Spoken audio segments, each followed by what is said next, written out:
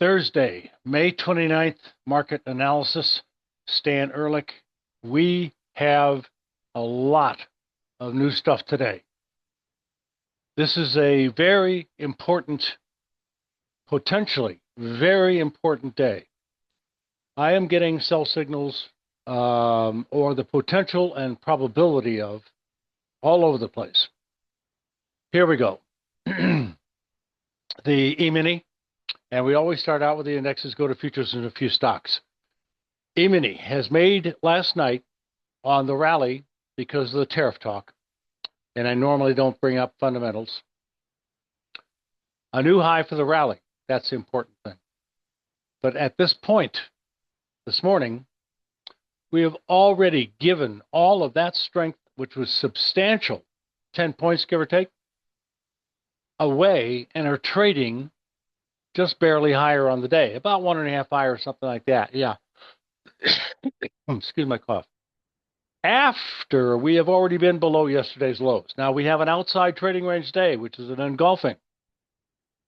All we have to do is close lower than yesterday's close, settlements, etc.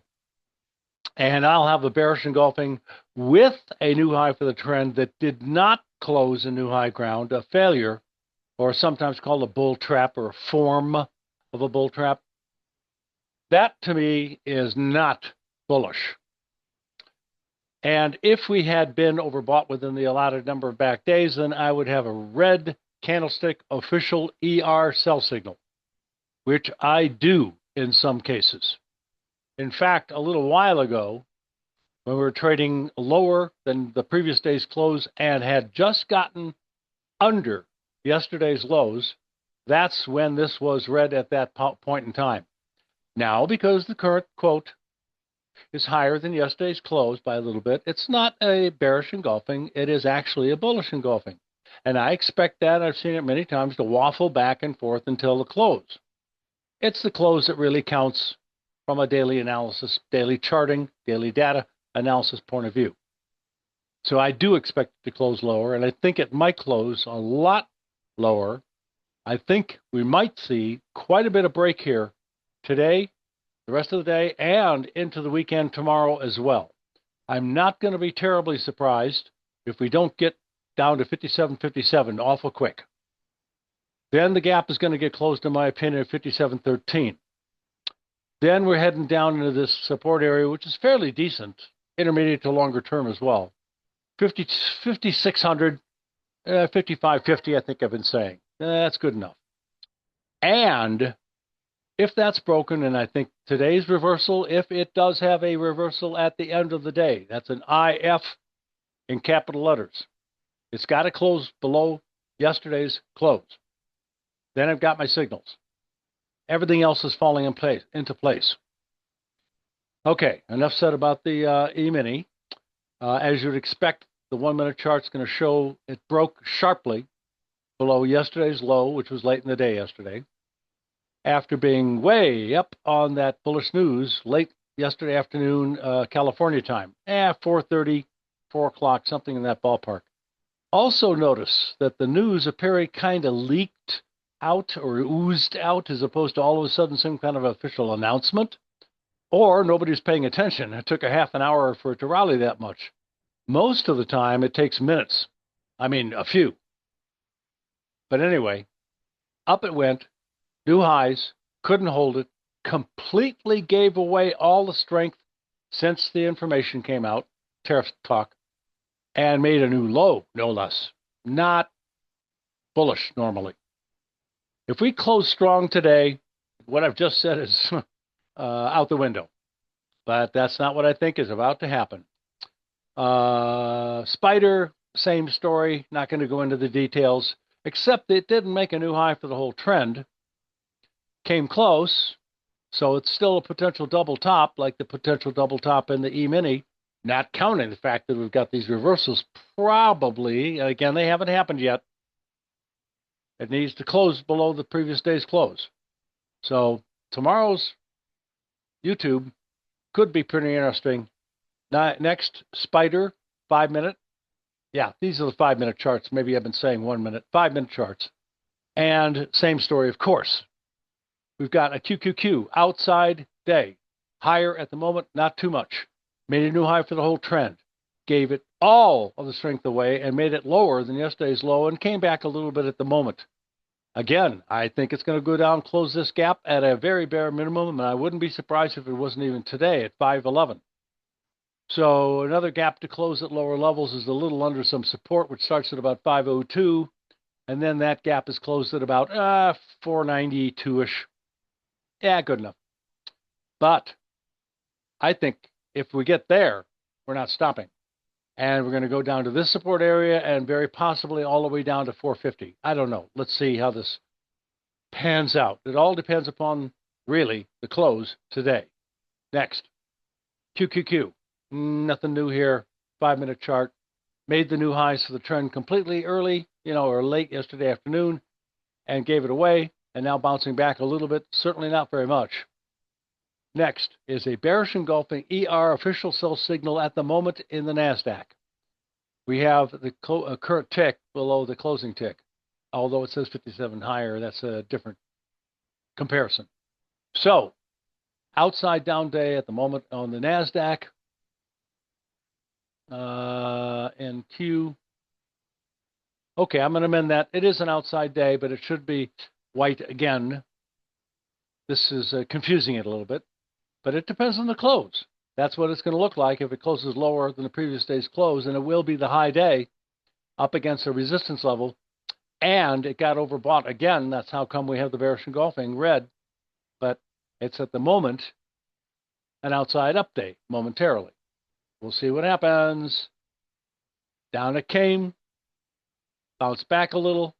Frankly, this is a relatively, maybe even 21,483. But somewhere in this ballpark, it probably is going to stop moving up and start to head toward the low of the day and lower. Next, we have an outside trading range day with a current tick that is lower on the day on the YM.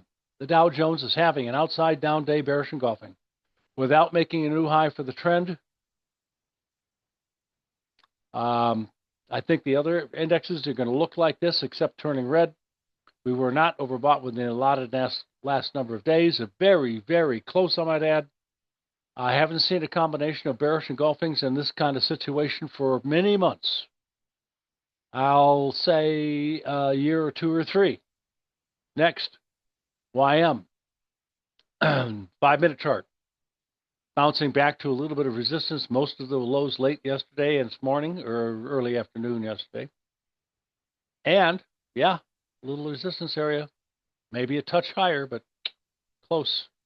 Okay, what about Russell? Topped out at the top of resistance, way above the high of the last 4 days, this whole week, and couldn't hold it. Didn't even have the strength to make a new high for the trend up. I think this is the end of my original buy signal that I got April 9th, at least for the Russell, and give or take a day or two for other indexes. And it went all the way up to a couple of weeks ago, and now finally I'm getting enough evidence to get kind of excited about what I'm about to see, I think. Bearish engulfing. We're only 1.5 higher for the spider, or 14, 15 higher for the E-mini at the moment. Next, we have the Russell 5-minute data. Yeah, I can't help it. That's what I see.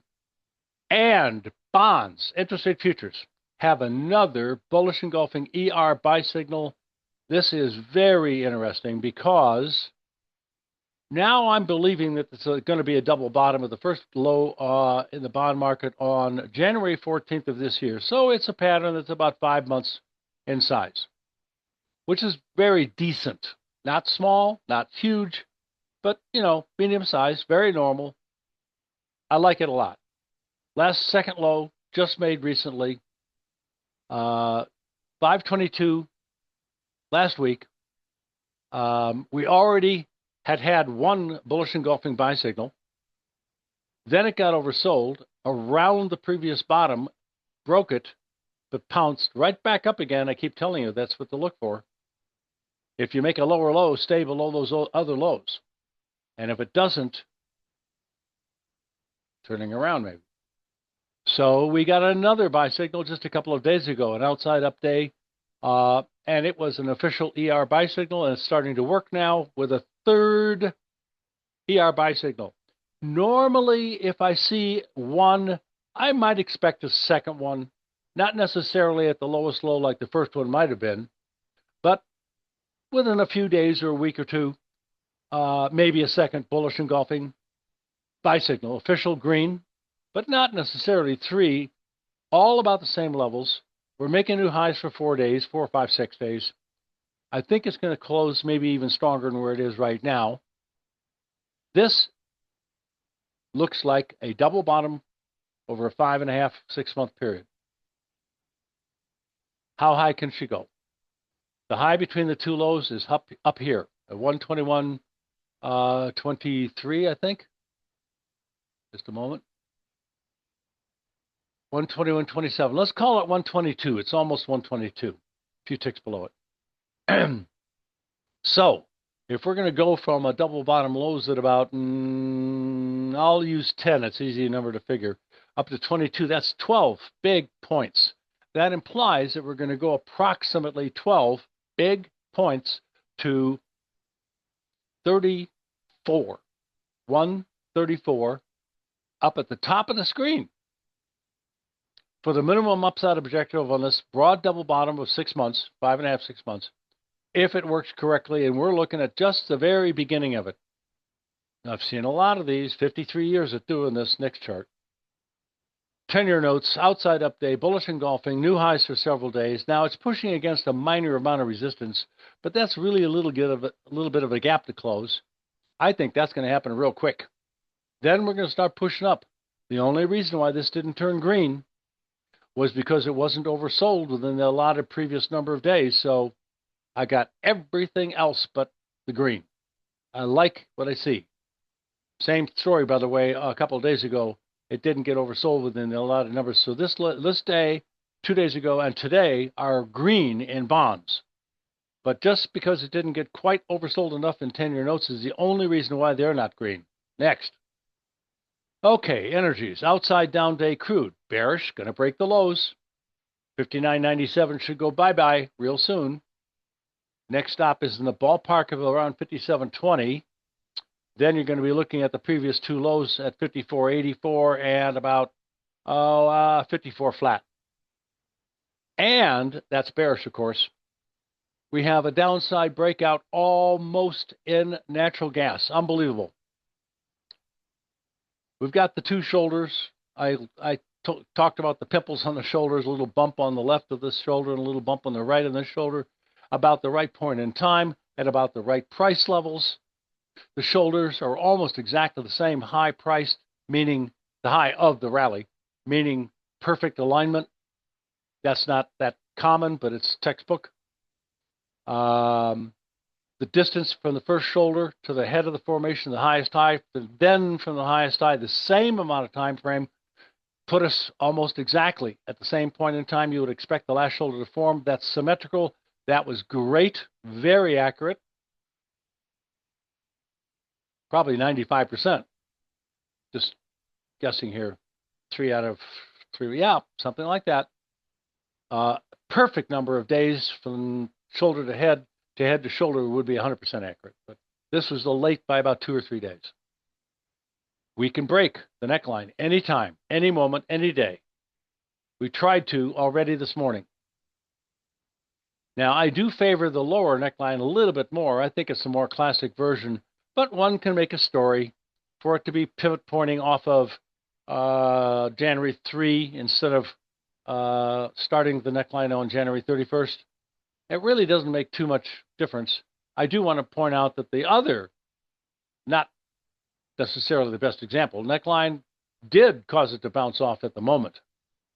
We break these necklines, we're on the way down to a little bit below 1.5 on natural gas. That's what it says. Okay. Outside down day also in heating oil, bearish. New lows. Now it's going to drop down, in my opinion, to approximately, I could call it 190, a little bit above. Then you're going to hit some support area a little bit under that 188-ish. and the double bottom lows, which look like it might end up failing, although it's had a good run already, not breaking out, above these highs. But anyway, we'll see how this break develops. I am expecting to come down probably to 1.9, maybe even lower. Gold, outside up day in gold, bullish engulfing. Very neutral RSI, plenty of upside potential. Now let's see if it can break this line across the tops, the bear trend line, or you could say the top of a downward slanting channel. Now, downward slanting channels, if you want to call it that, are bullish formations. They usually break out upwards. So the top line, the bearish line across the tops, is really the line that's the most important here. Yeah, you want to watch the line across the bottom for support as it bounces off of it periodically on the way down if the channel survives. But it's the bullish one, the one at the top, that we break above on a closing basis would start another big move up. Next, to new highs. Silver also has an outside up day trading range. It's close to making new highs. There's going to be buy stops above these two previous highs. I think we're about to see a rally up to 35 3/4, and I'm not so sure that's going to stop for very long. We might even get stronger than that. So I'm liking the long side of, obviously, gold to break the trend line, silver to break resistance. We've got the outside updates. What about an outside trading range day in platinum? No, we don't have one. Unfortunately, it's a different story. We've got overbought conditions at a resistance area that is successfully stopping these rallies over the last plus week and a couple days. We tested the low of the support area. That held today. The resistance at the top also held, stopped. And what are we doing? A lot of nothing. No bullish or bearish engulfing, no engulfing. So you're between a rock and a hard spot? Oh, yeah. I'm going to wait to make comments on this. Copper. Minor new low. Nothing really fantastic happening. Between the resistance level 4.9 and a little higher, and support at 4.5, 4.5 you could say, and a little lower. Rock and a hard spot. I'm going to wait to comment, sorry. Next. Grain markets are just not yet providing any bullish support for my long-term bullish stories. We have a new low for now a couple of weeks or so. I know it's trading about unchanged, give or take, but I don't have a bullish engulfing. All I've got is a new low, and it's come back to about unchanged. Unless I see something I can hang my hat on, I think we're going to start to fail and start to dribble back down lower and lower and lower. Now, support did hold a little bit below today's lows so far, but it's been going sideways for almost 2 months. Got to have an upside, downside breakout, one or the other. Next, also a big sideways movement has led to nothing except oil. Soybean oil did break out of its bullish pattern, which I had marked, but the breakout didn't hold at all. The next day, it crashed below the neckline and has been going sideways since. But today, it looks like it's got new low closes in mind, and it made a new low already for the last week or so, and it's extremely close to lows that were made in the last month and a half, and that would be breaking a support level bottom. We start closing below 47.25, it'll probably drop easily. 44.60, 43.08, and maybe test this bull trend line. Looks like a pretty good one. 3 good points, very good points. So that's my downside objective. Something in the ballpark of 43, 42, maybe 2.5. Soybean meal. Nice. Rally. Made lower lows, came back up some. Close to a bullish engulfing. I haven't got it yet.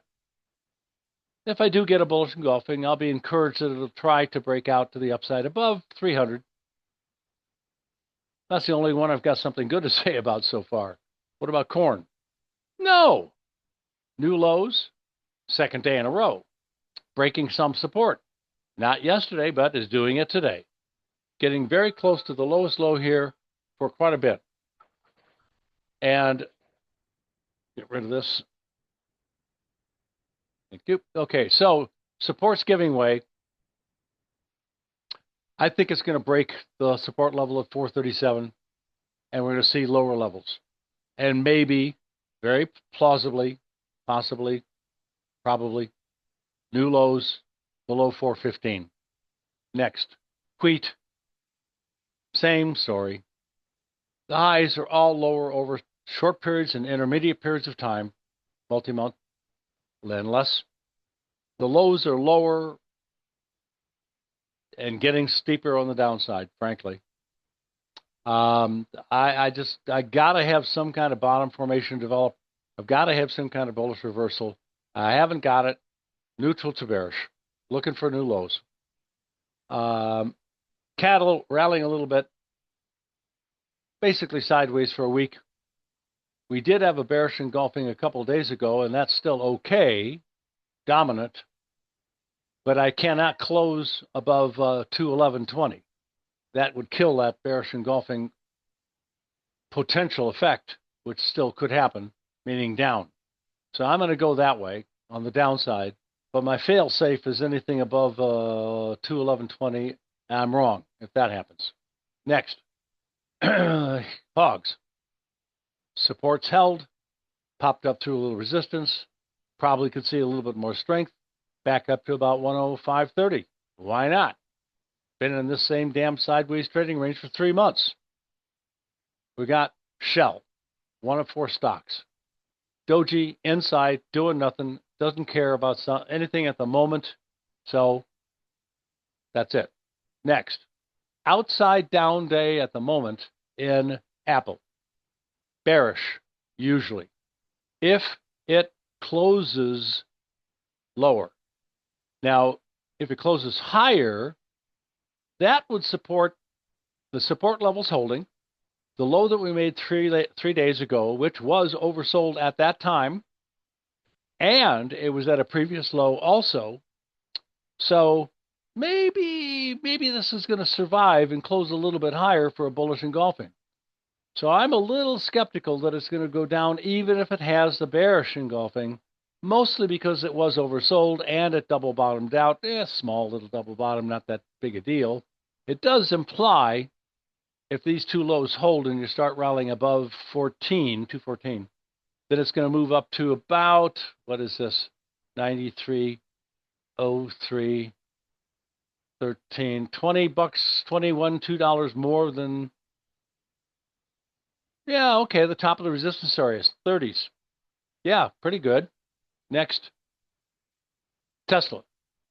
Higher high, slightly higher on the day, holding fairly well, not even overbought today, even though it made a higher high, it did it very gently, so to speak, and didn't quite get that momentum going like we had before. Small gap to close under the market. I forgot to mention that on some of the other charts. There are some gaps to close at lower levels, but as long as they're looking good, I don't mention them. But this is looking fine. I think it might even get to my resistance I mentioned the last couple of days. Then maybe the gaps will get closed.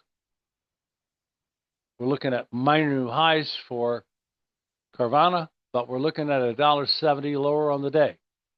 We also are looking at overbought conditions, and if it gets below yesterday's low, we're going to have a bearish engulfing ER sell signal, which will turn it red like that one, and could cause a really big break like that one. It was on February 19th of this year. Next, we do have an outside trading range day after new highs for the move, and we're looking at the E-mini again. We're only up 19, 2 points. You know how fast that can come and go? Literally in a minute or two. With the volatility, ATR, average true ranges, etc., that we've been having lately, watch out. Don't turn your back on this.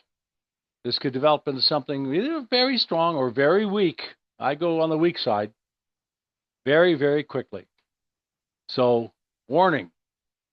Strap yourself in and put a helmet on. You guys have a great day and profitable trading to you.